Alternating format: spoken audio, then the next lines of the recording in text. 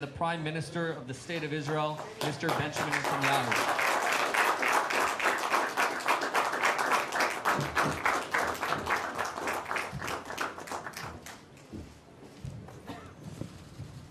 Thank you.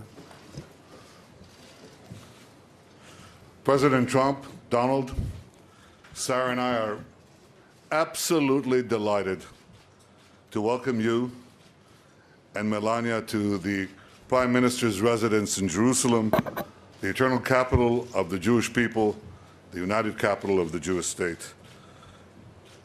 We've known each other for many years, and it's always good to see you. But it's also wonderful to see the blossoming friendship between our two beautiful wives, Sarah and Melania. You're so welcome here, and we're so pleased to see you. We're honored to have you in our home. You've been today, Mr. President, to the Western Wall, one of the holiest sites of Judaism. You've been to the Church of the Holy Sepulchre, one of the holiest sites of Christianity. We protect the Christian sites as no one else does anywhere in this region. We protect Christian sites, Muslim sites, obviously Jewish sites. We're committed to the freedom of all faiths and to the rights of all. Mr. President, I appreciate the fact that you went to the Western Wall and you're the first acting president who's done that. The people of Israel applaud you for it.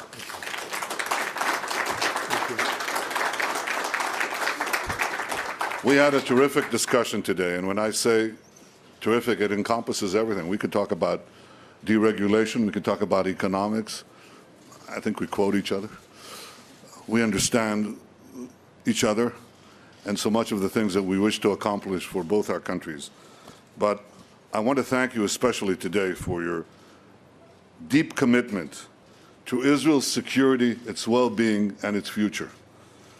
I have no doubt that as we work together, you and I, the alliance between our countries will grow ever stronger.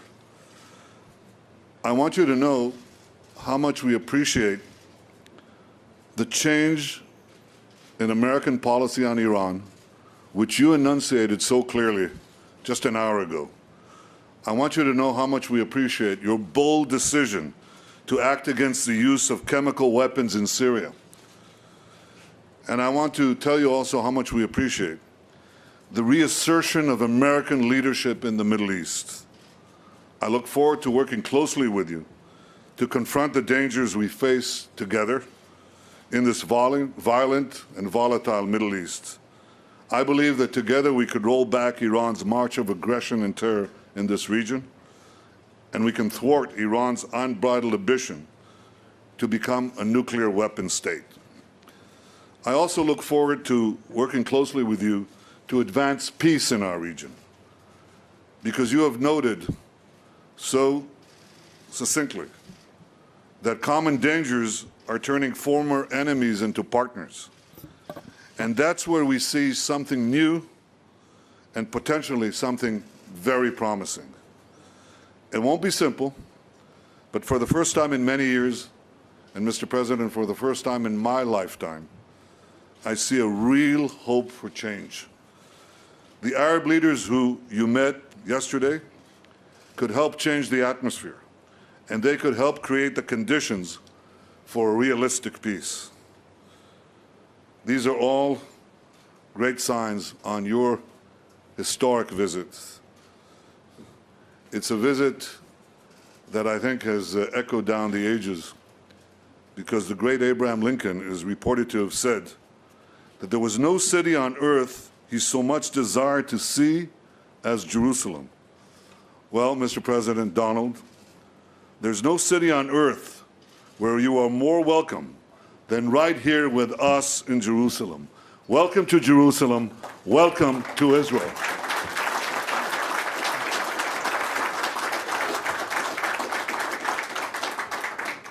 Thank you very much, and it's a great honor to be with my good friend, Prime Minister Netanyahu, and of course, Sarah, thank you. And also thank you for that beautiful tour.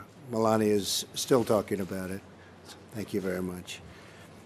You honored me and Melania by being one of the first world leaders to visit the White House, as you know. And we had a very good and sound discussion. And now you honor us again by welcoming us to your home on my first trip abroad as the President of the United States.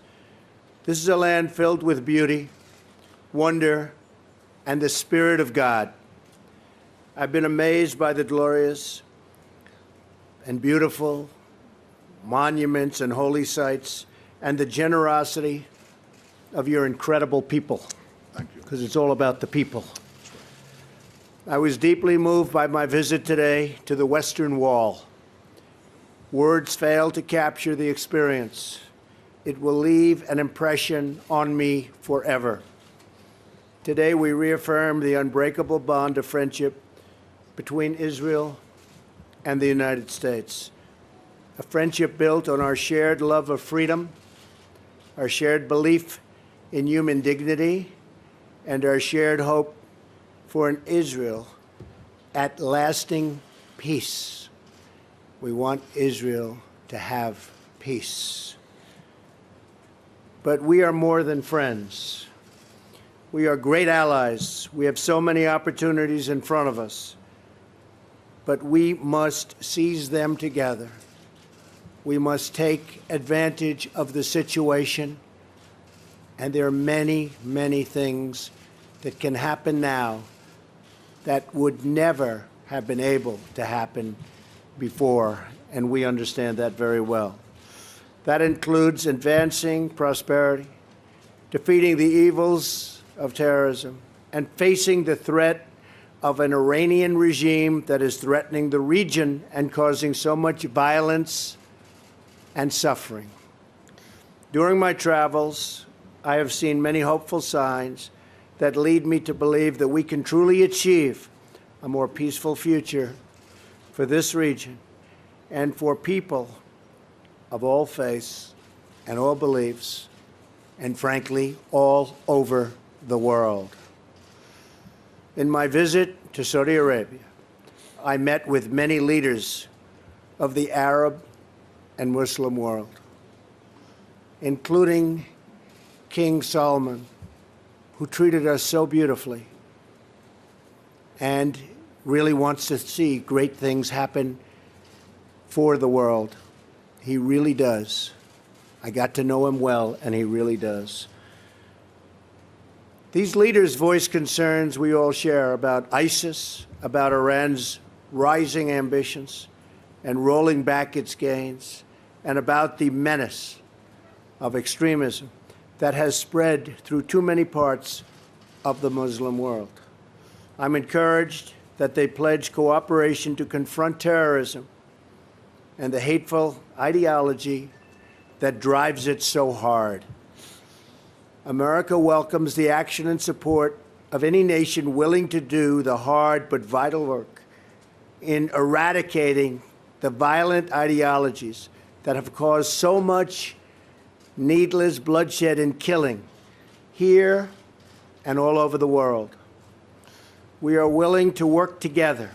I believe that a new level of partnership is possible and will happen, one that will bring greater safety to this region, greater security to the United States, and greater prosperity to the world. This includes a renewed effort at peace between the Israelis and the Palestinians.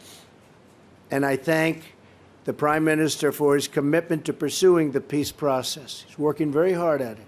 It's not easy. I've heard it's one of the toughest deals of all, but I have a feeling that we're going to get there eventually. I hope. I'm certain we will have very productive discussions, and we're going to have very productive discussions, in my opinion, with the leaders of other nations also. And I feel strongly about that, because there's a lot of love out there. And people from all nations, even nations that you would be surprised to hear, they want to stop the killing. They've had enough. America stands ready to assist in every way we can. Our deep and lasting friendship will only grow deeper and stronger as we work together in the days ahead. I thank you again for hosting us in this beautiful and ancient land. Truly, it's a land of wonders, and it's my honor to be here with you. Sarah, thank you. Bibi, thank you. I appreciate it very much. Great honor. Thank you. Thank you.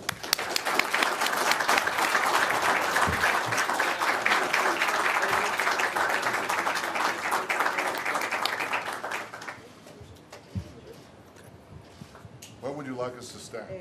There. We have our name. Oh, we have one.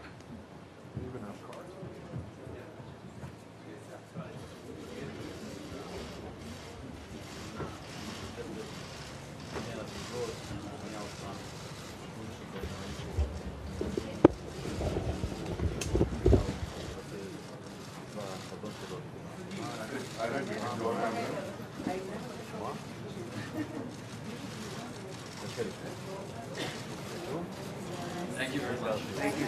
Thank you very much. Thank you. Thank you. תודות, והם צריכים חזרה אל תוך מעון ראש הממשלה.